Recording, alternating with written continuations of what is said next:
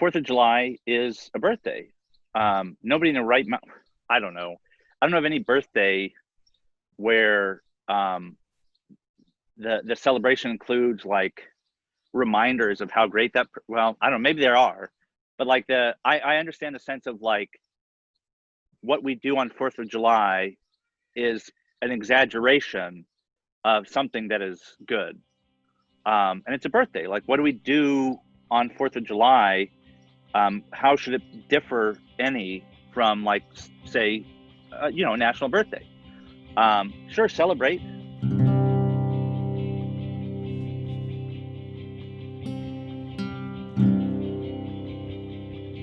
Because the 4th of July is so intimately linked in America with military service, we have parades and everything. I really think a much deeper conversation may come out of like Memorial Day and how we confuse Memorial Day and Veterans Day, and how, as a veteran, it's disappointing the fact that my fellow citizens, for them, it's time to barbecue and celebrate and get outside, which is great. But for me, it's like, I know every year I'm going to go to a bar, order 2 drinks, and leave one sitting there to pour out for the homies. Or a lot of guys who keep in touch with their units, they go to the veteran cemetery and visit their friends, and that's where they barbecue. And it's this juxtaposition of grief on Memorial Day and joy on 4th of July. I think that's actually good. One of the things that I wish that I think has formed me, being a soldier and a veteran, and that I wish the church got, was actually being emotionally well nourished. And what I mean by that is, combat is full of emotional highs and lows, terror, joy, elation, shame. If you ever really get a vet to sit down and talk with you, I'll just share from my experiences. One guy who I went to divinity school with, he talked about, it's almost a confession. He said, when I looked at this guy in my sight and I pulled the trigger, he had a weapon, so he knew he had to do it, or he felt he had to do it. And he said, as soon as that trigger was pulled, he felt both just overwhelming elation and crushing shame in the same exact moment. And so for 4th of July, if we are going to be reborn on the 4th of July and understand more deeply what it means to be Americans in some kind of moral or social debt to our service members, I think we have to listen to them. I think we have to encourage them out of, and it will take time. I just got off the phone earlier today with another friend of mine from divinity school who still is only telling me things that he hasn't told his wife, that he never said in seminary. And I hold those things in confidence. And I still don't share a lot of the stuff that might otherwise help me make a case for whatever. Anyway, I think creating space means that civilians, especially Christian civilians, have to be prepared to face the full range of emotions that military service and combat entail. And this helps us, I think, get into what it means to have a God who commanded Joshua and the Israelites to a military campaign that looked a lot like genocide, but who also died on the cross, and whose promise to Noah involved an archer's bow pointed up at the sky. This incredible, paradoxical God. For some reason, we got it in our head that God is never angry, that God is unchanging. We borrowed that from the Greeks, and it's bullshit. Like, you open the first couple of pages of Genesis, that belief has to crumble, because God says explicitly, I was angered and I destroyed the earth by flood. And anger, another part of my research, I'm getting into the virtues and vices, the 7 deadly sins, 7 deadly vices. In the context that arose, it was new to talk about the vices and not the virtues. And Augustine, reminds us that sin is nothingness. It's like cold and dark. They name the absence of a thing.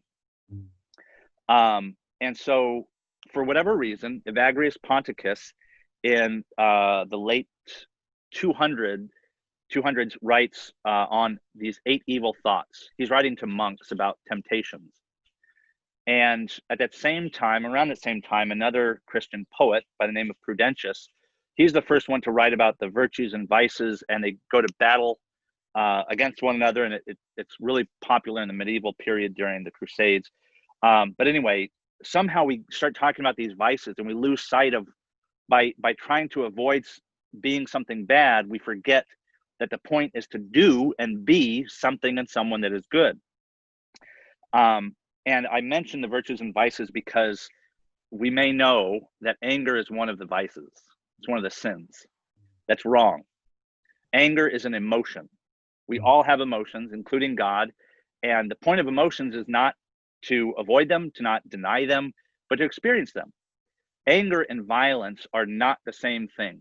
Wrath and anger, we think of them as deadly sins, and they're not. It disallows Western Christians from expressing anger and even dealing with anger.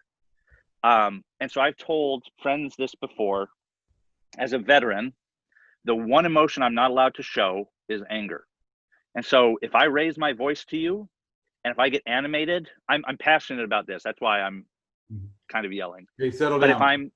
Yeah, exactly. And that's exactly what civilians say.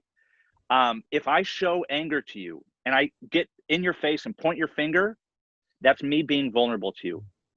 That is me interacting with you as I interacted with my friends and battle buddies in combat, in the military, because you will get in one another's face.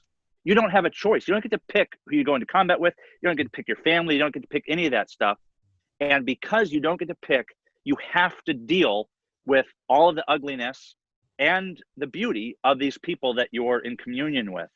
And the Western church does not want to do that. The Western church wants, to grasp their pearls if I say fuck. In the meantime, in the last 76 minutes, 2 of my friends have killed themselves who are trying to be Christian, and my civilian friend can't even hear a fucking F-bomb. And so I think that is perhaps one of the first things that the church has to do, is to wrestle with the reality and the goodness of anger, and be able to receive it from veterans and among others. But anybody. There's a lot of Americans who are angry, and we typically just kind of retreat to our own little echo chambers instead of actually sitting there, receiving it, hearing it, interpreting it, regurgitating it, like, this is what I hear you're angry about. You're a white American off in the country. Yeah, there's a lot of resources that have been put into cities. And I just, driving here, I hit like 13 different potholes, and I think my tire's flat. I'd be angry too if I didn't get any, just municipal improvements, because everything's going into the city.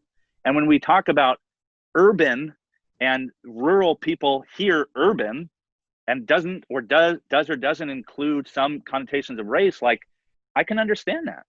I live in a community now that our next door neighbor no longer lives there. Her boyfriend died of heroin addiction. This house didn't sell for a long time because it had a Confederate flag on Google Maps. Not this house, but their house. And I was invited to his funeral, and we couldn't make it, but we have to be willing to face one another, and we have to be willing to endure one another's pain. Like, we talk a lot about dividing grief and multiplying joy, but there's some real difficult shit that Christians largely don't like to deal with, that veterans have no choice but to either bottle it up or to keep it within our own circles. And that, I think, is theologically and socially incestuous. So to open up spaces has to be prepared for some really harsh words and harsh questionings and self-indictment on the part of Christian civilians that want to do good and who typically are, well-intentioned. Just, they need to be able to listen, and getting to that point where veterans are heard. That, we see this with Black Lives Matter, Me Too, even. There's some really difficult stuff. People do some fucked up shit. And if you did that fucked up shit, or you allowed it to happen by remaining silent, it's difficult to hear it. I get it. I understand. But we're not going to get to that point until veterans can actually share that with civilians. And that goes both ways. Veterans have to be willing and able to share it, and a lot of them aren't, but we aren't typically, because when we do, we get shut down. Calm down, settle down. Do I need to call, 911? And it happens in really kind of subtle, banal ways. Just one example really quickly. My wife and I were in a van, our van, and it's got this big back where we put the dogs if we're going on a road trip. And there was a light coming up and it changed, and the person, instead of like speeding through the yellow, like slammed on the brakes, and I had to slam on the brakes, and that pissed me off because I drove a lot in Iraq, and there's a lot of combat stress tied up in driving. And so I don't think I said anything, but I was like clearly like angry. And my wife said, "Logan, what'd you do? You scared me." And I said, because the dogs also like flew through. Mm-hmm. They were like up on the side, and I slammed on the brakes, they fly through, and I like pushed them back because we have two kids. I don't want them like stepping on the kids. And my wife said, "Logan, you scared me," because I threw the dogs back there or whatever. And I said, I think pretty quickly, maybe not in the moment, but I said, if we were in an accident and you call 911 and you're off huddled over there with the girls, our kids, and you say, "My husband scared me, he's a combat vet," I'm going to get treated differently. And this is from my own wife, who's like, we've lived together for years and like has been through a lot of the same struggles about veteran identity as I have. And she didn't realize like there was a reason for me doing that. And it was a certain element of my military experience. It's like, you just have to solve the problem real quick. And then you deal with whatever, like the dogs have flown through, that we have defenseless children, I'm going to push them back. Like, yeah.